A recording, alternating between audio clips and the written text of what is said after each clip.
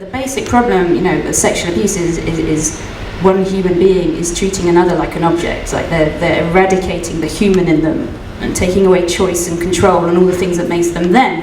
And when we do the same, we get it wrong. So when the media turns a perpetrator into an object and says, oh, well, you fit this stereotype, they're not helping. When they do the same to victims, they're not helping. Well, we do the same to journalists, we're also not helping. I mean, this is something we do here. I have done interviews with perpetrators, a very young abuser in one instance, and some men who were going through a rehabilitation program.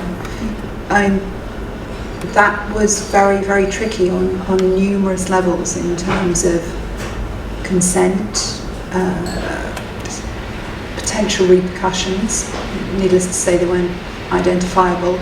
I mean, it's very, very difficult. The challenge, I guess, is, are we courageous enough to humanise the perpetrators with the understanding that when we can make that person human, we can start to understand and start to look at their behaviours, their motivations, what were they doing, rather than our current focus, which is pretty much, how did this victim get it wrong? Your readership would be interested in terms of if you made the perpetrators more human. What do you think? Would they be saying that you're being an apologist? No, I think it just depends on the way it's done. I think it's something that we actually do try and do.